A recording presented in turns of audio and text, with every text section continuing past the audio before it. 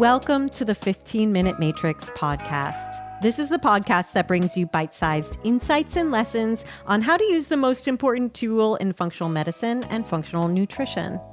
I'm Andrea Nakayama, functional medicine nutritionist and your host. Today I have a special episode for you. It's longer than 15 minutes, perhaps a meal and not a bite-sized episode, but I'm confident it's a discussion that you'll appreciate in these unusual times.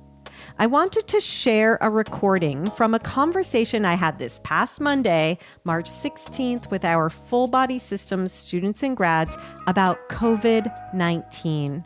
Settle in because, as I mentioned, this is a longer episode than our usual podcasts. Please note the audio quality might be different than what you're used to with the podcast. And also note that one of the reasons I'm sharing this with you is because I think we all have a great opportunity right now to help thwart the spread of the virus, support those who are concerned or sick, and really fill the gap that is needed in our healthcare system. We need to step in and help the health and medical practitioners that are no doubt overwhelmed by supporting those that do not need medical attention and helping prevent others from needing it going forward. So let's dive in, set some coronavirus context, and start to uncover what we can each influence in order to truly make a difference in this situation. Hello, hopping in the room. I know we're going to have a lot of people here today, so please come in, make yourself at home, in your home, and we will get started in just a moment. Love it. So excited that so many of you are here. We are ready to learn and be a collective of change. We are going to have discussions today that I'm hoping will help you and your families and your communities to create some context around what we are all going through. And I'm happy to do more of these as the situation unfolds. You are welcome that we can all get together. Thank you for doing the work that you do. So today what I want to do is just give us a little bit of context, what we are experiencing, and also tell you what we have in the works here at the Functional Nutrition Alliance, and that's going to be unfolding as the week goes on. I'll tell you what we have in place right now. I'm going to take your questions. We already have some coming into the support desk, and I also have a call to action for all of us. So I'm glad you're here. Please do stay with me throughout the hour. We have lots to discuss. I want to put things in context for us. I want to make sure that if you are on Instagram or any social media, that you are tuned in to the Functional Nutrition Alliance page. Please do tune in. I'm sharing a lot of information there, what we can do, how we can think about this. You can repost that. You can share that with others. Please do, so that we can start to create more context around that. So I'm putting information there, putting that context there, and then we can share beyond that. I'm also happy to do more of these Q&As as my time allows, as your time allows, and as we learn more. So that's one thing we are doing right away to be able to help with the situation. I want to first take us into the fact that we're in a situation of unknowns, and that makes a lot of people uncomfortable. And I want to ensure that we address our discomfort and also make sure that you are prepared to help others with their discomfort. So there's some of these unknowns are around location. Where is going to be hit hardest? What are we going to do when it does hit hardest? We don't know who yet. We don't know from testing who. We don't know because we don't know how many people can be transmitting the virus that maybe aren't experiencing symptoms. So there's a who aspect to it. And we don't know yet who is most susceptible. Mostly we have an idea that the people who are most susceptible are the elderly or those with comorbidities. And the information that we're hearing so far is that there's likely 80% or more people who are getting the virus but not experiencing symptoms or not experiencing symptoms that are anything worse than a cold or a flu, that their immune system is equipped to be able to handle it. So that's probably that percentage is gonna go up. So I did see a question come back in around virulence. How virulent is this virus? And I don't think we know the answer yet. So there's a context in epidemiology called R0, NAUGHT, or R0, which helps us to understand how many people will contract the disease from another person. And right now, we don't have the full information there, but for context, there are other disease states that are much more contagious. If we look at the measles, for instance, that R0 is 1 to 12 to 18 people. So that means 12 to 18 people can be infected by that one person. Right now, we're seeing that with the coronavirus, that it's really 1 to 2.4 people, that it's not, it's higher than the flu, which is about 1 to 1.4 people, but lower than something like the measles and lower than a lot of other epidemics we've had in the past. We're just in the unknown period, so it feels like it's bigger than it is.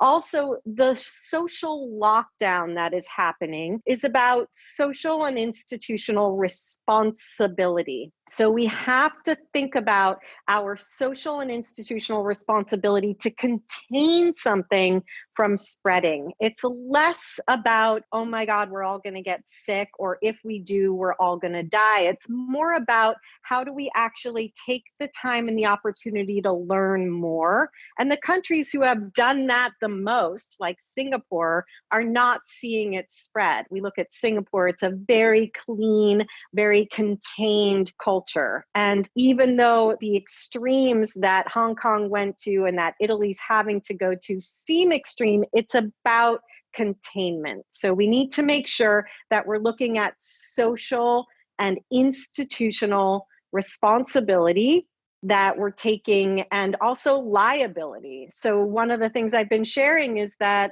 Gilbert, my son, is being sent home from college. He's on his way home right now. And it's not because there's risk for the college students. They don't seem to be an at-risk population, neither do the younger children. Probably the faculty and staff are more at risk, but the institution is taking responsibility for liability of containment, right? So those are the things we need to talk about. The other thing I want to make sure that we understand in context is that coronavirus is the virus itself, and it's termed, as I said in my Instagram post, SARS coronavirus 2. And what that means, that it's the SARS aspect, that's the respiratory aspect, it's acute respiratory syndrome. So it's an acute respiratory syndrome, which is why it's taking hold in the lower respiratory system, more in the lungs, right? So it's SARS coronavirus. Corona means it has a crown-like structure, the points. So the center of the virus is an RNA strand. Outside of that is a lipid bilayer, and attached to that lipid bilayer is a pointy spikes like a crown. The virus works by that getting into the system, and the crown sticks into our cells, and then our cells have phagocytosis to eat that. And once it's in there, the RNA attaches to our DNA in order to replicate. It is self-limiting, so that replication is going to be based on the host cells that it goes into. If there's a good immune system, then we are in good shape to be able to deal with that self-limiting exposure. And if not, it takes over. It doesn't take over all our cells, but it can cause a large immune response, which is what's causing the problem. So again, RNA center, fatty lipid bilayer, which is why soap works, and washing hands is so important. And then that crown, that is how it sticks into our cells, tricks them, causes phagocytosis. Then the RNA connects to the DNA. So the virus itself is not really alive. It doesn't live unless it attaches and tricks through phagocytosis and replicates, right? So it's not going to live in the air for very long. It lives on harder surfaces more than on cloth or softer surfaces. It does live on the hands for some period of time. That's why we have to be careful what we touch. So that's some of the basics of the meaning of the SARS coronavirus, corona crown virus. 2 is because we've seen coronaviruses before. This is not the first time we're seeing a virus with this structure, although it's more similar to some other viruses than it is to the other coronaviruses that we've seen. Is this helpful to understand this context? Because we're going to go into questions, but I want to make sure. Awesome. Okay, so that's the structure that we're seeing. So coronavirus 2, SARS coronavirus 2 is the condition, and what the disease state is COVID-19. And COVID stands for coronaviral disease. 19 stands for the year in which it was discovered, in December 2019. So just like AIDS is to HIV, COVID-19 is to coronavirus 2. So that's the disease state. So we're all using the right language, is COVID-19. Coronavirus is the virus out there, okay? So that's the context. And again, we're still learning a lot. And what I want to take us into, because we're sitting in the state of unknowns, is my favorite thing for addressing unknowns, and that's a mental model. So I'm going to read for a minute from one of my favorite books on mental models. It's called The Great Mental Models, and it's a Farnham Street book. And what he says in the intro is that a mental model allows us to walk around any problem in a 3-dimensional way. Not having the ability to shift perspective by applying knowledge from multiple disciplines makes us vulnerable. Mistakes can become catastrophes whose effects keep compounding, creating stress and limiting choices. Is this resonating? The more lenses used on a given problem, the more of reality reveals itself. The more of reality we see, the more we understand.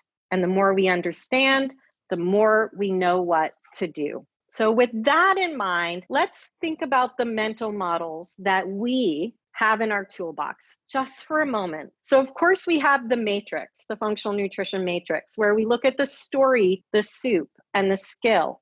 So I kind of just gave you some of that. We looked at the story behind the virus, and I'm a big fan for looking at the story and understanding the history. No, this virus is not more virulent than others. And what we need to think about is, what are our other histories of pandemics? We have over 100 years ago, the Spanish flu. We have H1N1, which wasn't as deadly as we thought it was, but we took the right precautions. We have SARS, we have MERS. We had things along the way. This isn't the first time that we've been going through this. And the way that it was best addressed in every time through history, even 102 years ago, was by quarantine and isolation so that we stop the spread, right? So we can look back through the story of a pandemic. What does it mean to be a pandemic? Well, a pandemic is as bad as an epidemic is in that environment. When there's an epidemic, like there was in Wuhan, or we thought there was in Wuhan, everybody in that one area is getting sick. The outbreak is contained.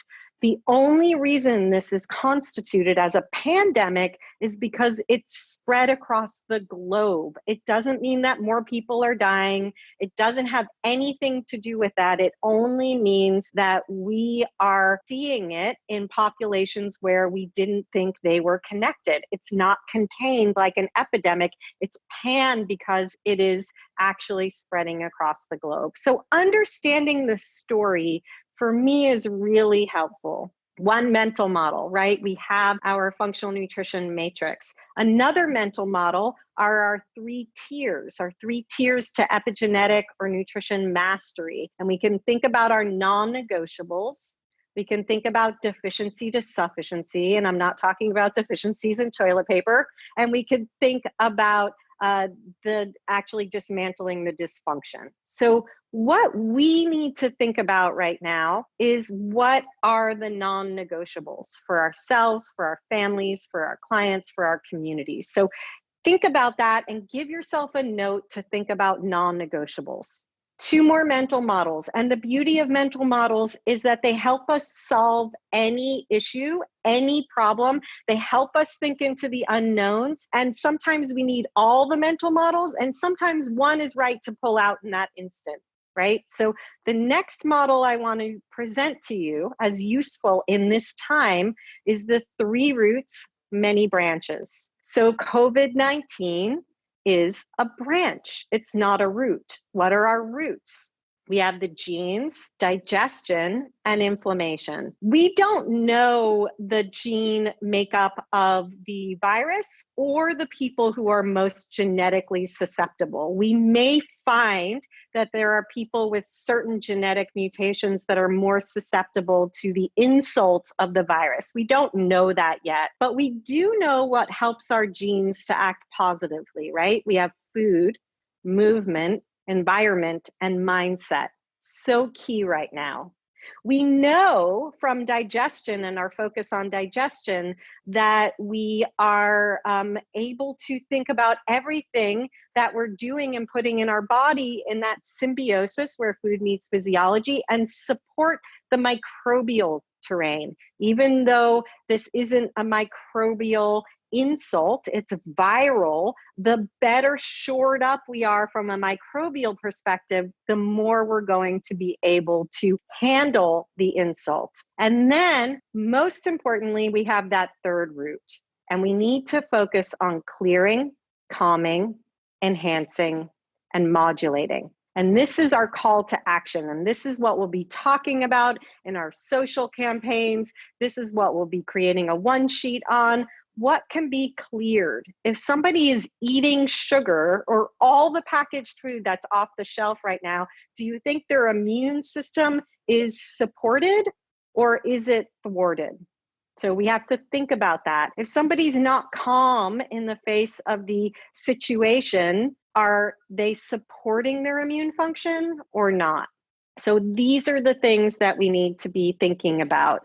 The last mental model I want to share with you isn't one of my own, but I want you to think about those 3 mental models. When you find yourself spinning, whether it's with this pandemic or any situation, remember these models are there to help you step back, take a deep breath, and understand what's next, okay? That's what they're there to do.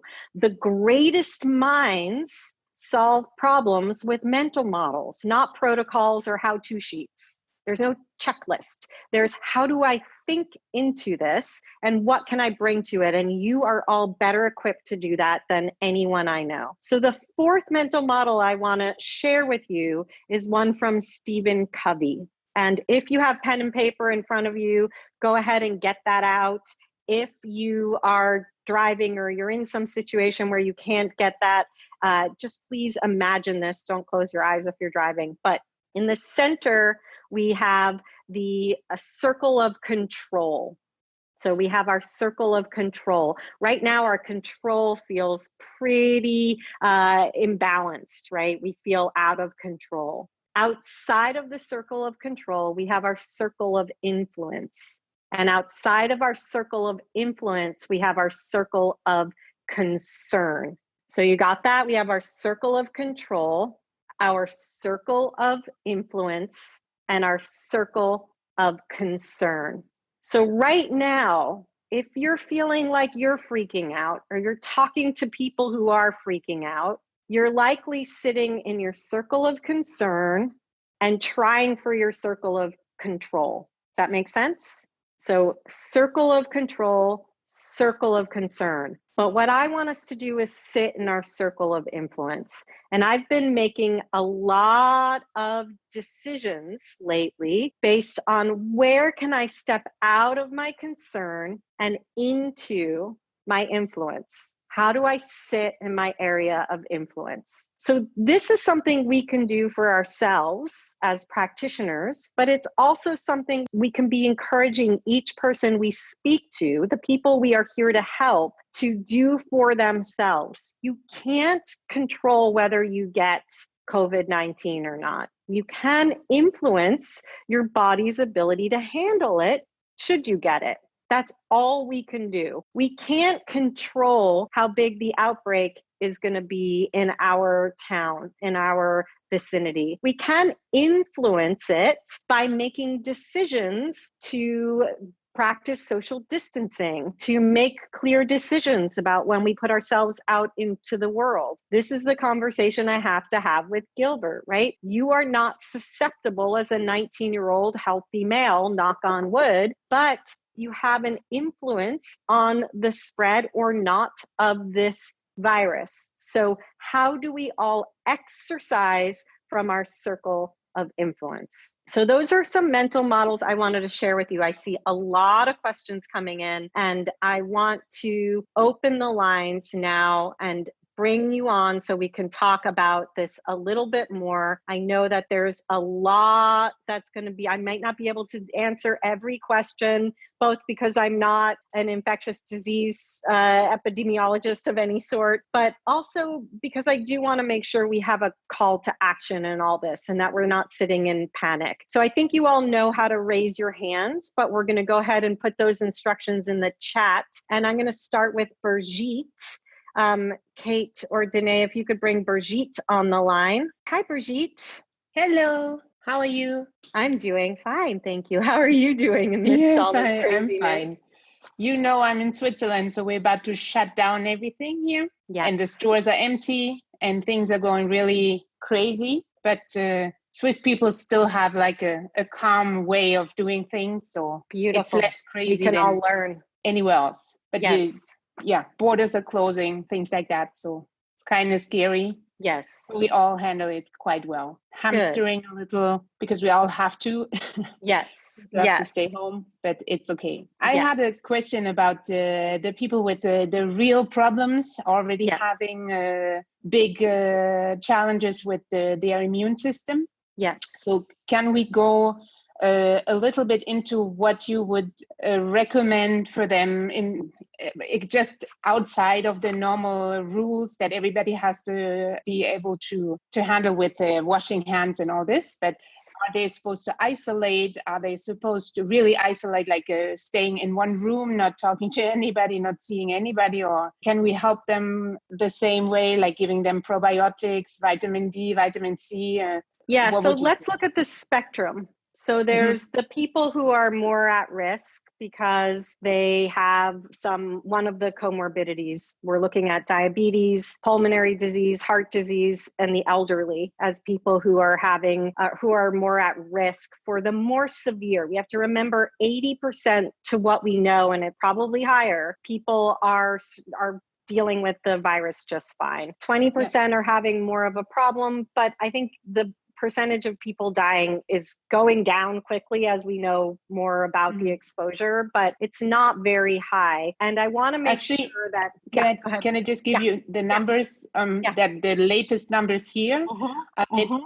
98% of the people that actually get infected and go through the sickness, the ones that are already in the hospital, they get cured. So they get back out. So, beautiful. And the numbers are going to change every minute. And again, I'm staying on top of things as I can. And I think it really depends on areas also. And I want to make sure that in my call to action that I will be talking about, but also in how we help people, that we're making sure to take care of our medical establishment. They are going to be overwhelmed with people who are sick. So let's not overwhelm them with people who are scared, right? So if we're helping a population, Brigitte, that's at risk, I do think it's better for them to practice social distancing. If they're sick, then yes, we have to be careful about how we are exposing ourselves to them, shoring up our immune system, making sure that there isn't as much touching or sharing of things, if at any at all.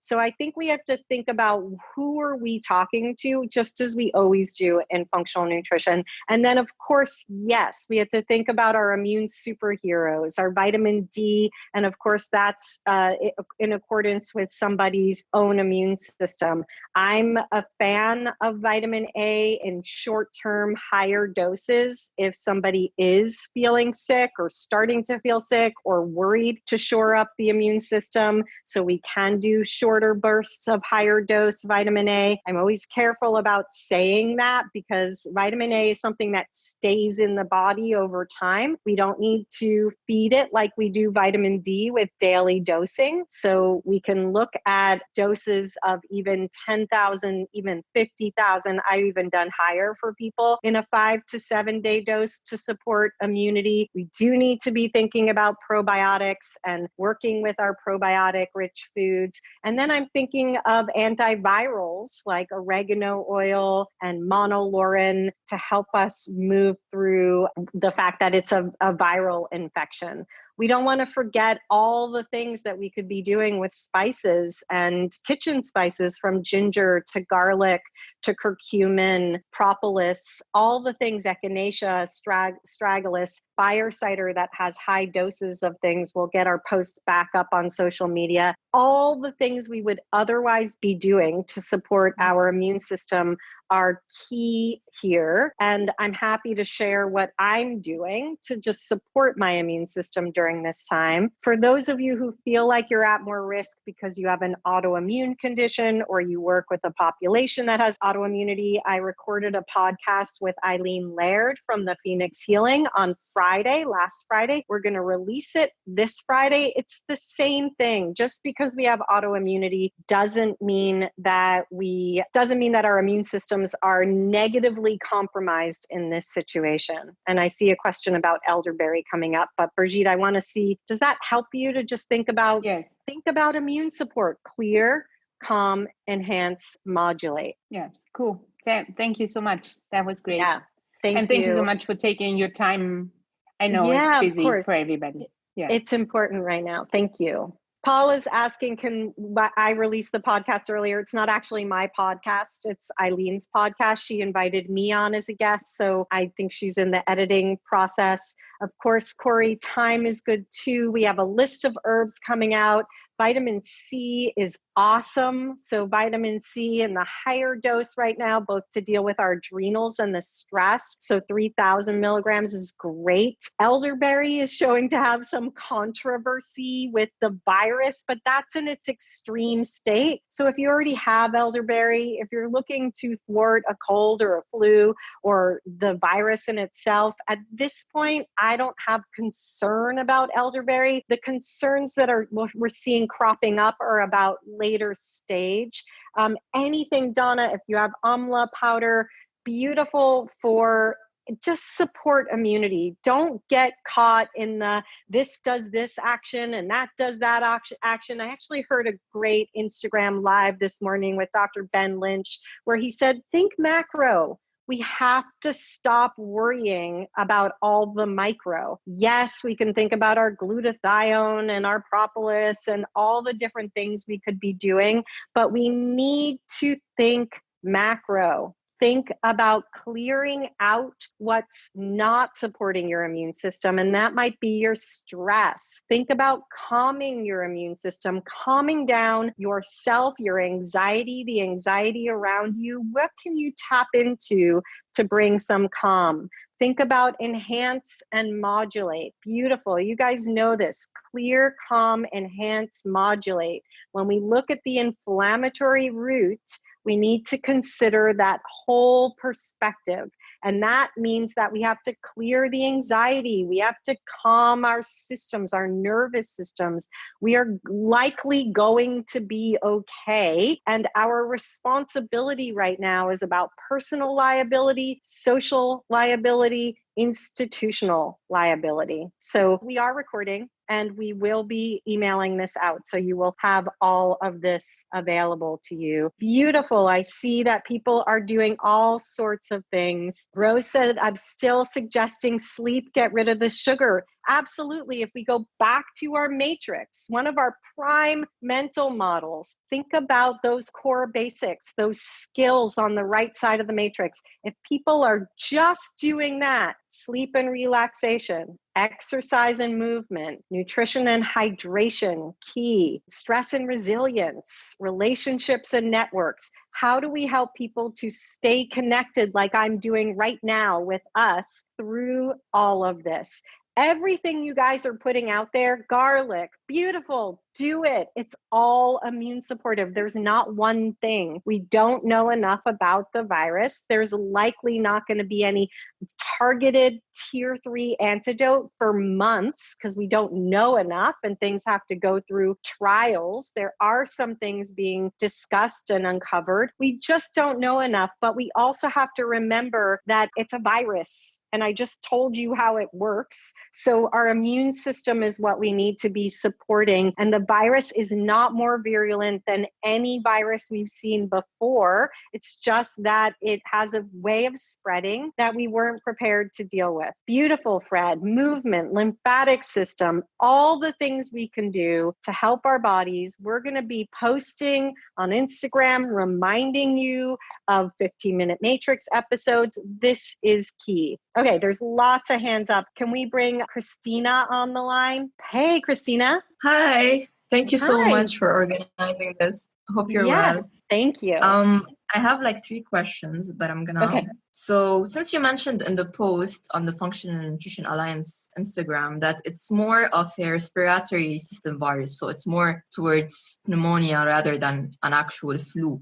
What would be some suggestions to support the respiratory tract, or maybe some foods to avoid in that case? I'm not sure. I think we still, with the respiratory system, need to think about everything we think about with the mucus. It's the mucus membranes that are being impacted where that crown is taking effect. So it takes place down lower, but still be thinking about the hand washing, the neti pot, doing everything we can to support the whole respiratory system.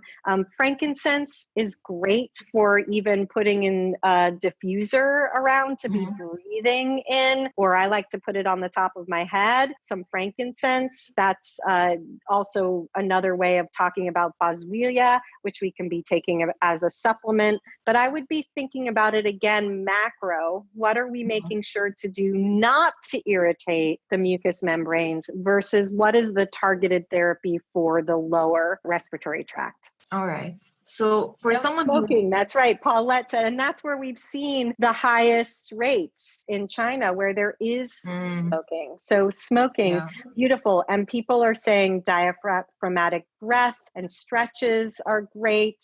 Other essential oils like lemongrass, beautiful. There's so many things we can do. And this is the point of us coming together. There's not one thing. Do the things, do the non-negotiables. All right, cool. Let's say for someone who already has a virus in his body and is already under attack by that virus, let's say the herpes virus, because I'm talking a very personal experience because my mom is under attack right now and it's an ocular version of the herpes virus. So it's in her eye. It attacked her a few days ago. I'm sure it's because of the stress and the change in weather over here. And this means that her immune system is down. And only recently did we start supporting her with things like propolis, mushroom extract, astragalus, and other things. I'm following up with her integrative nutritionist. He mentioned something that, first of all, my question is, with a person who already has a virus, would 2 viruses sort of empower each other if, let's say, she does No, get. not necessarily. It's just that we need to shore up the immune system. So really be thinking about the entirety of the immune support, because when we think about clear, calm, if the immune system is already distracted, whether that's because of gluten or another virus or another bacteria or cold or flu, that's when we're more susceptible. Yeah, that's my thoughts exactly. And he mentioned something about not giving her too much vitamin C, as it could affect copper in the body. I'm not sure about that. I wanted to ask. In this short term, I wouldn't worry about all those things. Just shore up the immune system. Really, if we get too into the micro right now, we're gonna have our hands tied. Like, we just don't know what to do. So shore up the immune system. I'm gonna give my whole list of immune supportive nutrients, and you guys are all like popping in with tons of them. They're all good. They're all good. Don't worry about which ones you're using.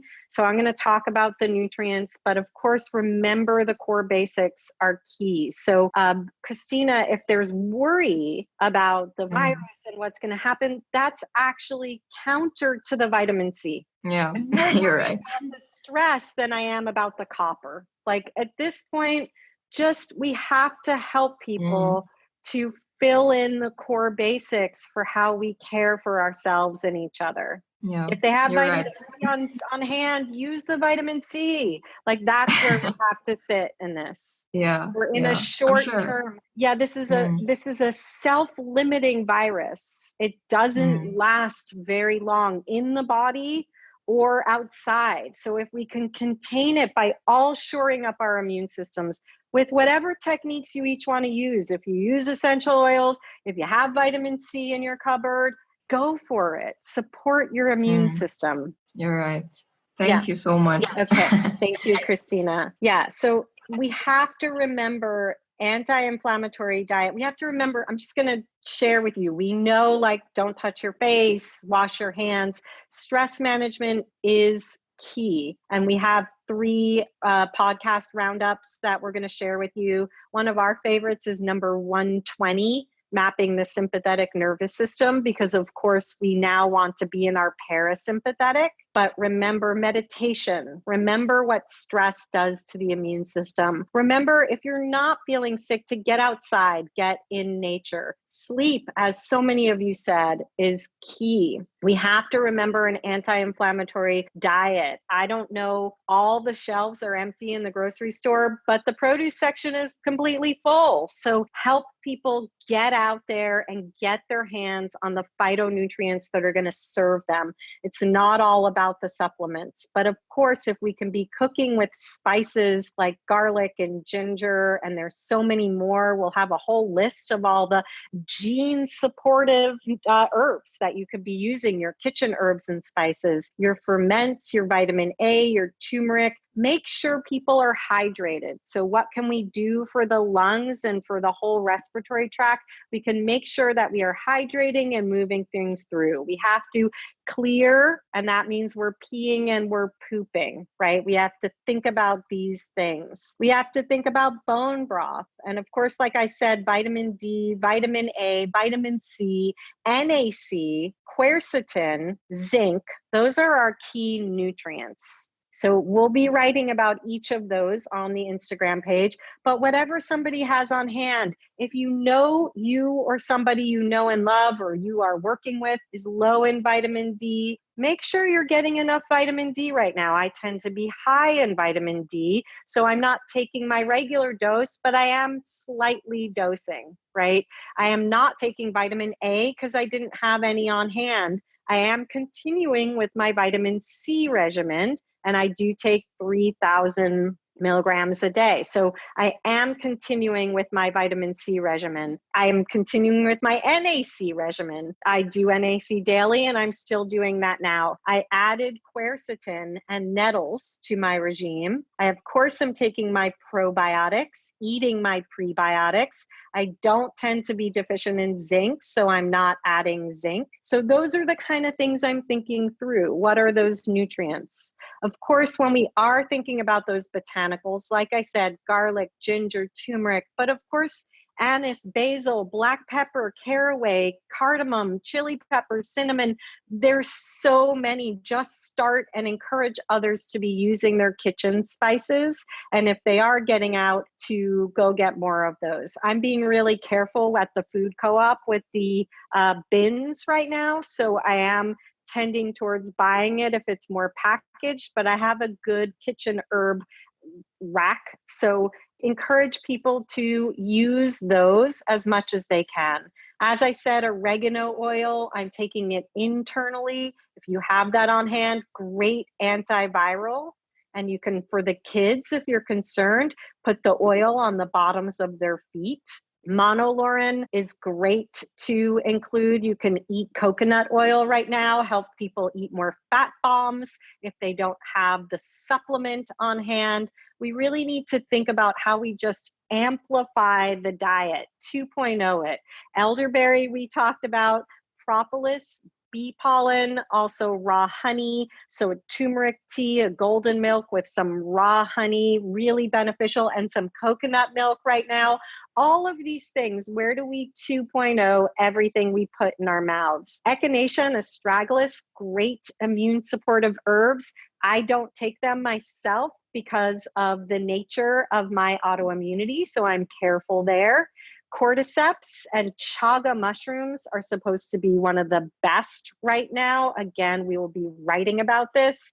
Fire cider, if you can buy some, go for it. Otherwise, we'll have a recipe where you can make one. Frankincense, I did talk about the essential oil. That's what I was talking about. These are all in our toolboxes, and you guys are going to have so much more. So get on that Instagram, get on the Facebook, share your ideas with each other. These are the things that I'm sharing with you that are in my toolbox, personally and professionally, but I'm sure we all know about other ones, and there are so many people talking about these things. What I want us to do is talk through our paradigm. This is what I want to talk about in terms of a call to action. And I know there are tons of questions. If I don't get to your question, you can put it in the chat. I'm going to make sure on the Instagram that we continue to answer questions, that I do little Instagram stories, that if we need to, we have another Q&A. So if I don't get to your question, and I'm guessing I won't because there's a lot of hands up, that we have other ways to get to it. And I just want to calm us down from all the online noise and bring us back to our mental model. Let me know that you understand, first of all, circle of control, the circle of influence, and the circle of concern. Please let me know by saying "got it" in the chat, that you can leave our time today and say, where can I sit in my circle of influence? Beautiful.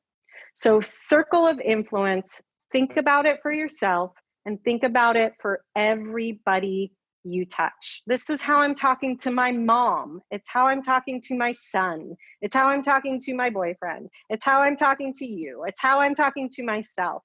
Sit in your circle of influence. When you do, your circle of influence actually expands. When you sit in your circle of concern, your circle of influence narrows, because you can't do anything with the things that you're concerned about. You can do things with what you can influence. This is your circle of influence. Inside would be the circle of control. The more you sit in your circle of influence, the more you expand your influence. The more you sit in your circle of concern, the more you retract your influence. And it's Stephen Covey's circle of concern and circle of influence. So let's all sit there, and then our circle of influence is really about our mental models that we learned or are learning inside of FBS and FNLP.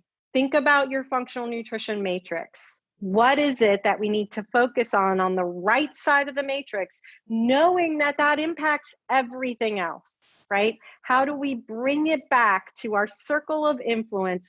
Do this and you will influence everything else. How do we think through the non-negotiables? We're all worried about doses of supplements and what we read and elderberry. Yes, no. What about sugar and sleep and pooping and gluten? Come back to where we have the most influence. It's not about the supplements we take. Those are supportive. It's more about coming back to the influence we really have, no matter what happens, even if there's nothing left in the store. Good thing fruits and vegetables were still growing, right? But even if there's nothing left and we have to totally rely on what Mother Nature has given us, we still come back to what we can do to serve ourselves. Imagine the stress that people are going through right now and what they're eating and how they're not moving because they're not going to the gym. Come back, because that's not helping us as a society. We have a social responsibility, and I'm going to say an institutional liability. Our next mental model is the 3 roots, many branches. COVID-19 is a branch. We have to think about how to shore up everybody's roots and remember the factors that influence every single root. The genes are influenced by food, movement, environment, and mindset. Focus with people there. Digestion is, of course, mechanical, chemical, structural, and microbial. So important right now. And our inflammation is supported, and this is most important right now, by clearing, calming, enhancing, and modulating. So what we do is go into the center of those roots and think about the mindset, the microbial terrain, and the inflammatory modulation. Sit there, make your lists, all the things you can think about, but the more important conversations we have are about the core basics, about how we live our lives, about how we support each other. And what I really also want to remind us to do in my call to action is help the medical practitioners who are equipped to work with acute care situations and are going to be overwhelmed. This is a time, this is an acute situation in which the need for your work is more highlighted than ever before. So the need for the work that we do, filling the gap, is more important than ever before, because the other people that are there to deal with dismantling the dysfunction are going to be focused dismantling the dysfunction. In fact, they are at more risk of getting sick. There is not enough of the resources that they need, whether they're gloves or masks or ventilators for them.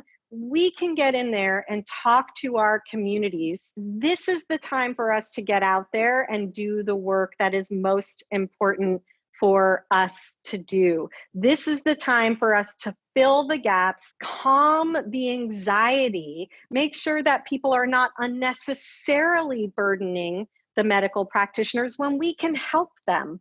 We can help people develop the resilience to be able to fight the virus with everything that we already know how to do. And it is our responsibility to talk to the people that we serve through this lens, to help to calm, but also uplift and empower. And I'm hopeful that the information I'm sharing with you today, that using mental models, like sitting in your seat of influence versus your seat of control or your circle of control, that thinking through the core basics, that thinking about the non-negotiables, that thinking about the 3 roots gives you a way in to talk to yourself, to talk to your family, to talk to your community, and to calm everybody down so that we can work together as a population, as a community, to make sure this doesn't spread.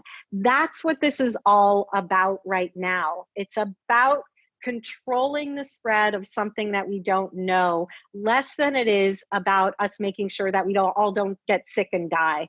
Ultimately, that is a result, but not one that anybody seems to be fearful about right now. It's about control and containment. So I really just want to empower each of you to go there. So I'm going to ask you to put your hands down, or Kate, if you could put your hands down and really just let a few questions go up. So hands down, a few questions come up that are more related to what I'm talking about now, not how much quercetin or nettles that just go with the bottle right now. We don't need to worry about this. We need to be thinking more macro, more global. So I'd love to hear from Bob. I haven't heard from you, Bob, in a long time. Let's bring Bob on the line. And Bob, so good to see you here. Hey, Bob.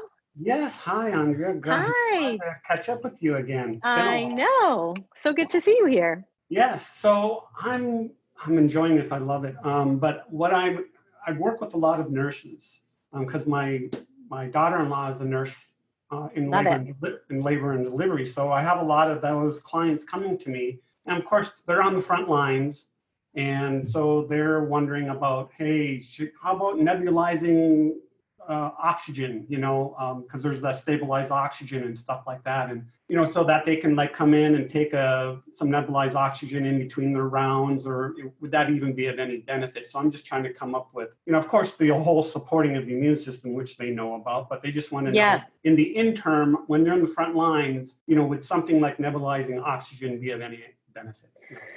The truth is, I don't know the answer, and I see people writing about other people who have had great articles. There's a ton of great articles out there right now. I haven't seen any that talk about nebulizing oxygen, and I can probably believe that a lot of the nurses don't know all they can be doing to support their immune system. So I'm glad they have you, Bob, but I don't know the answer there, if that's helpful or not. I have been listening to a lot of infectious disease specialists who have actually been in the lines of fire with Ebola and other disease states, and how they've developed the antibodies and worked against it, and what they're doing protectively right now. And it comes back to a lot of the basics. So I definitely encourage all of us to tune into the articles that we think are important. Honestly, I see all of them saying mostly the same things, which is about isolating where we can. In these situations, we can't.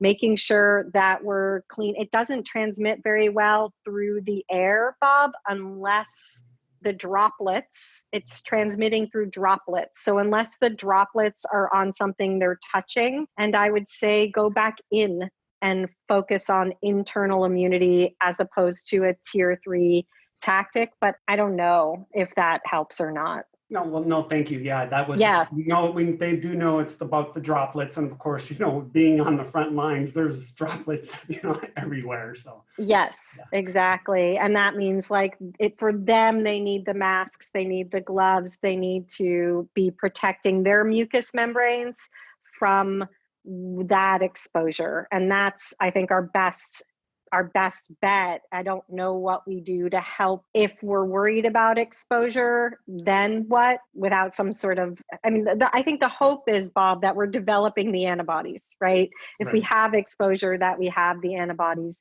Lisa is saying goggles, very true. If you are nurses, I see some of you here. I know some nurses are not treating patients that are infected if they don't have to go into that area. Let's say they're a diabetes nurse, maybe not treating those patients directly, but being in communication with the other nurses. How do we protect each other? So I hope that helps, Bob. Yeah, thank you. Yeah. Thank you. Okay, I'm going to take one more question, and I'm going to take that from Hannah. Hey, Hannah. Hi, how are you? Good, how are you? I'm good, thanks. Thank you for doing this today. This is great. Yeah, you're welcome. I have a lot of friends here that are, have a lot of anxieties about it, as I think a lot of us do. And one of the questions that I had, I don't know if you're going to be able to answer it, but as far as children, can children actually be carriers and actually not show any signs? I think that part of what's hard about this right now, as I understand it, is that we don't know. So the idea and the thinking is that children and healthy young people, like I said, my son Gilbert's being sent home from college. All colleges are closing. There has only been, I believe, one college kid that's been infected through all the infections that have happened, that's been said to have it. So I think the thinking is that they can, which is why we are taking these protective measures. And there is a great article, I think Margie said so, by Elisa Song, who's a pediatrician, that I had up this morning where she goes over everything for kids. It's basically everything we know and we're talking about. But one of the reasons that we are shutting things down and practicing social isolation and quarantinism is because we just don't know. Can the kids, can the healthy young adults be fine dealing with it in their own bodies, but carrying it to others? So we're saying, while we don't know, let's keep them contained. Megan was just saying a bunch of parents around her were trying to get together and figure out sharing care as a community. And that's probably not the best idea right now, because we want to make sure that we're not spreading during at least the next couple weeks while we're learning more. Okay, great. What was the name of the article again? You said Elisa. It's Dr. Elisa Song. And Margie, if you have it, if you're still here and you can post it, I don't think I have it up anymore. Otherwise, I would post it. I looked at it this morning. But Dr. Elisa Song, she's a friend of mine, and she is a integrative functional pediatrician in the Bay Area. And she wrote one of those long articles. It's Healthy Kids, Happy Kids is her site. And I did look at it this morning. Again, I think we all know the same things at this point. Everybody's just putting out long articles with all the same information. And my call to action is really that we start to look at how we think into the core basics and bring everybody more into a state of calm. But definitely read her article. She's brilliant and a good one to follow for the mamas. Okay, thank you so much. I appreciate it. Yeah, awesome. So let me just look quickly. There's lots about drinking hot liquids. That's a great thing to do. Broth is good. I just wrote something for our Instagram last night on hot liquids. Let's stay in touch. Please do. We will capture all the conversations that are from here. So if you have a question, put it in the chat. I'll make sure we get the questions from the Q&A. If necessary, depending on where this goes, if this is of interest to you to have more conversations, come together as a community, please let me know, and we will continue to be here for you so that you could be here for all the people that you can serve and you do serve. And I'm so grateful to be part of this amazing community with you. Thank you, thank you, thank you. Keep getting out there and help people understand where they can influence their outcomes and the outcomes of all around us. Bye now.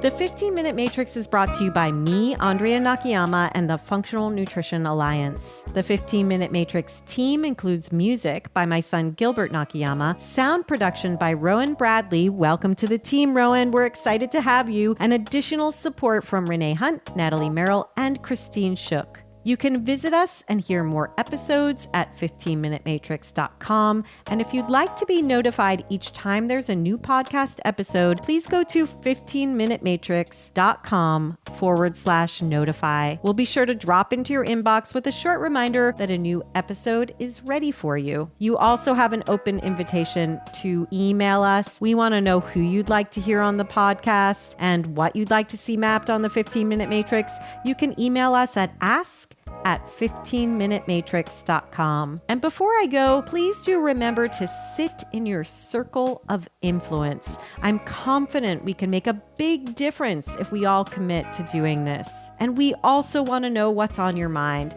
Feel free to write us at support@fxnutrition.com.